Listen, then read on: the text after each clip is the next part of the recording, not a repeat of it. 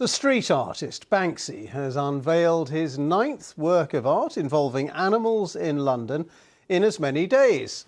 Well, it shows a gorilla, seal and birds, and it's at the entrance to London Zoo, which said it is absolutely brilliant. Now, this latest flurry of Banksy street art began, you may remember, last Monday with this goat on a wall in Richmond. Tuesday saw a pair of elephants leaning out of windows in Chelsea. Next day, 3 monkeys appeared on a railway bridge in Shoreditch. Then on Thursday, a wolf popped up on a satellite dish in Peckham. That, by the way, was quickly taken by a suspected thief. Friday saw the emergence of these pelicans above a fish and chip shop in Walthamstow. Then the weekend began with a cat on a disused billboard in Cricklewood, again quickly removed, while Sunday saw these piranhas in the City of London.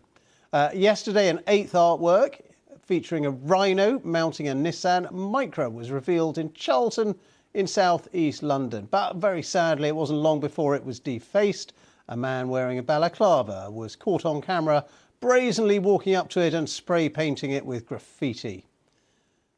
Well, let's talk now to Andy Shaw and Ahmad Karkuti, who are co-founders and hosts of the graffiti podcast called Arms House to Your Mum's House. Thanks, both of you, for being with us. Well, let's just pick up on that last image of somebody spray painting that latest Banksy. Why would anyone do that? Andy?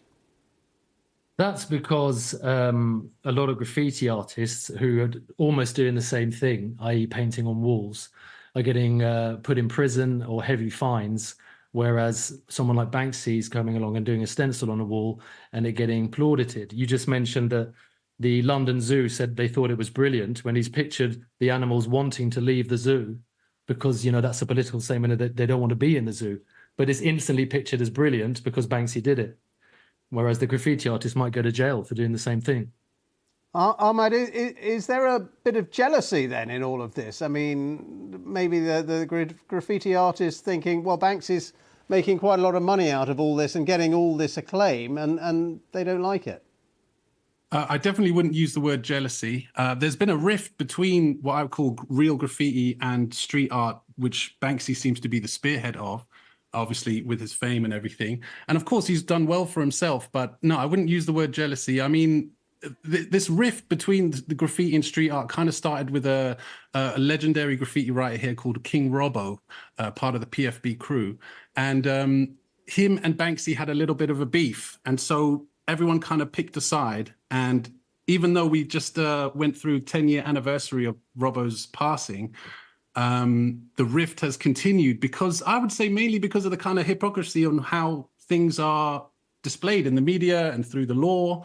As Andy mentioned before, there's like a double standard, you know what I mean? So I think that's probably why people are maybe more prone to deface a Banksy, especially coming from the graffiti community. So Andy, when you talked about, you know, Banksy's stencils, it sounds like you don't think these are great works of art. You don't think it's that brilliant. No, I don't. I think there's a lot of really, really good street artists who are like fabulously creative and gifted artists. I think Banksy's got some good pieces, but I think the majority of stuff's not that good. More like a GCSE kind of piece where there's not much thought gone into it. There's a lot of political stuff gone into it, but it's not super creative. It's not technical. It's not difficult. And you could make a stencil over and over and over and over again in your bedroom until it's perfect and then go out and do it. Whereas graffiti, you've got no time. You don't know what's going to happen. You're standing on next to a train or next to a wall trying to do your thing in very, very quickly. And it might even be better. But there's more things to graffiti. It's not just the creative side to it. There's different, you know, aspects of how many times you can do it, where you can do it, all these kind of things. Whereas you mentioned, Ben, the stencil. Yeah, I mean, the stencil, you and I could do a stencil in our garden shed until it looks perfect, put it on the wall, like a wall of a house in Chelsea, which is, you know, £6-7 million housing, and you just go and do it and nobody bats an eyelid. It often gets protected. Ahmed, we've just got a minute or so left. I mean, graffiti, many people would say graffiti is just a kind of vandalism, really. You're saying, though, it's a kind of art. I mean, what do you call what Banksy's doing? It's vandalism, it's criminal damage, but he is lauded for it. And fair enough, fine. But graffiti writers face heavy penalties, big fines, you know, prison time often as well, you know. So, sorry, I forgot the original. It's a very question. odd kind of balance whereby one person, each person's doing the same thing. They're putting paint on walls.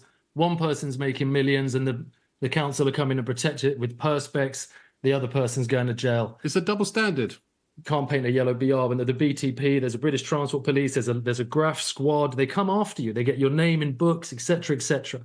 Whereas, and graffiti, another thing, Ben, is graffiti started what Banksy does. Okay. That was the original thing. Well, we're out of time, but really interesting to talk to you, actually. So I think we probably didn't understand all of those issues that you've reflected. Andy Shaw and Ahmed Karkuti, co-founders and hosts of the graffiti podcast Arms House to Your Mum's House. Thanks so much for being with us on Ben. BBC News. Thank you.